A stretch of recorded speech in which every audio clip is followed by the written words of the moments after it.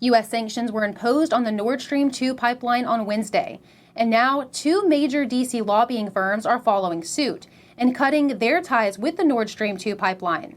The Russian gas company spent millions of dollars lobbying U.S. lawmakers. The Biden administration had waived Trump-era sanctions on the pipeline last year.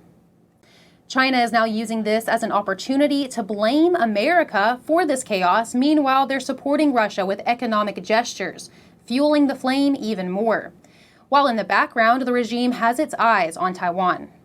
China has supported Russia for weeks and is now refusing to call Russia's attack an invasion. President Biden today was asked if he was planning to urge China to help isolate Russia, but Biden says he has no plans so far. Are you urging China to help isolate Russia? I'm not prepared to comment on that at the moment. And today, China moved to start importing wheat from Russia, which could provide an economic lifeline, staving off the consequences from those Western sanctions.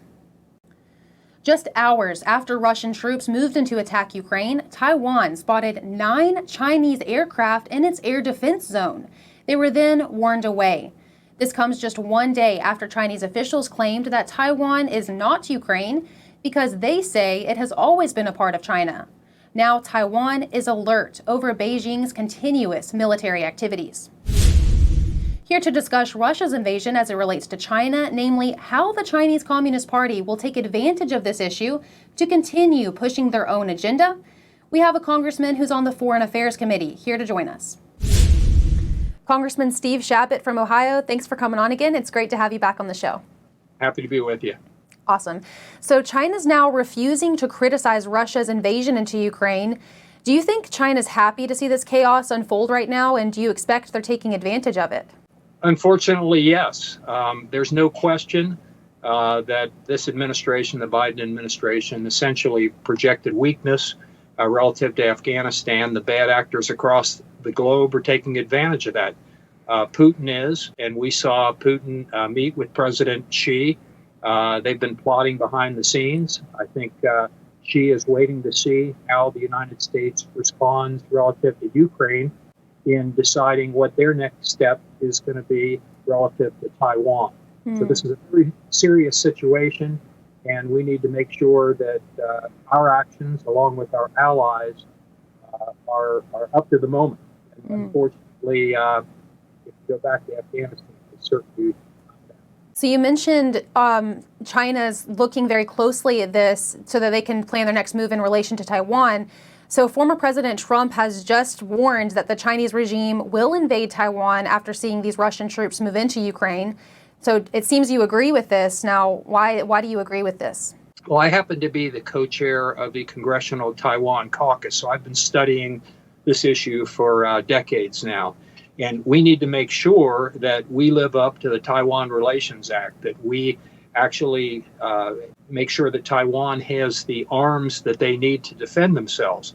And we also need to change the current policy about strategic ambiguity, where China doesn't know what we would do if they attack Taiwan. We need to have strategic clarity so they know that if they attack Taiwan, the United States and our allies will be there. It's much less likely that they would take military action against Taiwan if PRC realizes that. So from what I'm hearing from you, we don't have a clear plan in place or clear threats to China that kind of shows them how we will respond in the case that they invade Taiwan. What should the administration do, or how should they speak to China about this? How should they warn China? The PRC, President Xi, should have absolutely no question in his mind that if they attack Taiwan, the United States will be there. It's much less likely that they'll actually take that military step and attack Taiwan if they know that we and our allies will be there. So this strategic ambiguity, not letting China know what we would do, is outdated. That might have worked when their military forces, especially their Navy, was much weaker than the United States. They have invested a tremendous amount of money in their military in recent years, and they actually have a larger Navy than the United States does now. So it's absolutely critical that they realize if they attack, that will end up in serious military confrontation with the United States. They don't want that.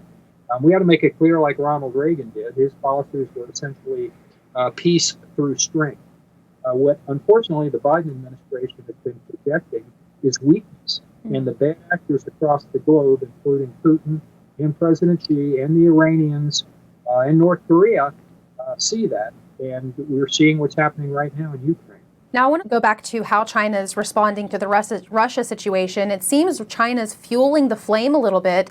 Now, China's latest move is allowing wheat imports from Russia, which will certainly give Russia a hand up economically. Now, what do you think about this? Well, we want to isolate Russia as much as possible now. We need not just half-measure sanctions, but really tough sanctions, which would essentially destroy the ruble, destroy their economy, essentially destroy their energy sector if they proceed with this. China is backing them up, so it makes it a lot tougher for us to actually put pressure on Putin to back down. So China is not being at all helpful, but that's not unexpected because the two chief rivals on the globe right now, the bad actors, the worst of the bad actors, are Putin and Xi, Russia and China.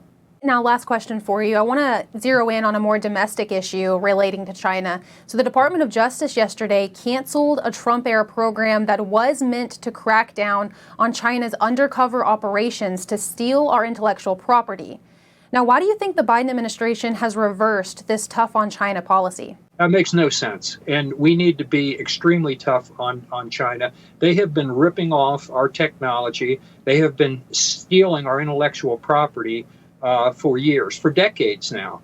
And the tougher we are with them, the less likely that is to continue. And that actually has not only international impact, but it also has the impact on American jobs. When companies have their intellectual property, their secrets stolen by China, that means the jobs go away here in the United States. So there's a reason for the American public and our workers to care about this as well. Okay, thank you so much, Congressman Steve CHABOT from Ohio. Thank you. Republican lawmakers are taking issue with the sale of a Canadian lithium company to China. The GOP members Representative Waltz, Elise Stefanik, and Lance Gooden have sent a concerned letter to President Biden's cabinet about the sale. Canada and the U.S. recently created a joint plan to strengthen mineral supply chains in the wake of aggressive competition from China. The sale of the Canadian company NeoLithium to China's Zijin Mining Group took place with the approval of the Canadian government. The move has come as an unwelcome surprise to American lawmakers. In the letter, the three Republicans call the sale highly concerning, and House Representative Waltz says that Canada is not understanding the threat. As the midterm elections are heating up, former President Trump hosted a GOP candidate forum at Mar-a-Lago on Wednesday. Some prominent members of Congress and candidates in the upcoming election joined this event, which Trump called the Take Back Congress Candidate Forum. During the forum, Trump criticized Biden's handling of the Ukraine crisis.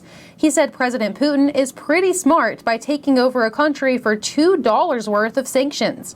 He added that the attack would have never happened during his presidency.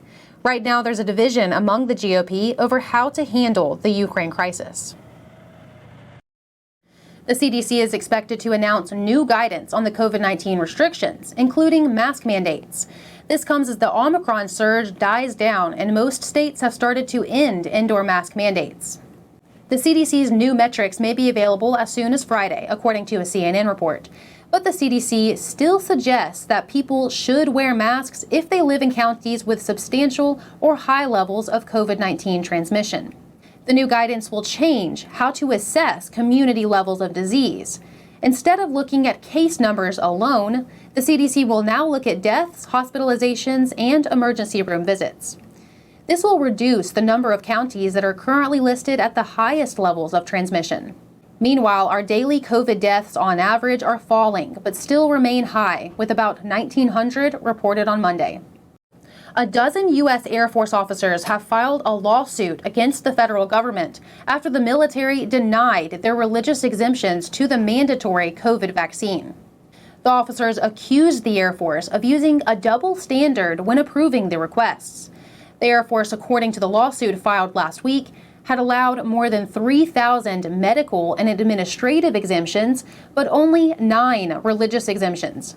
The lawsuit names Air Force security Frank Kendall as one of the defendants.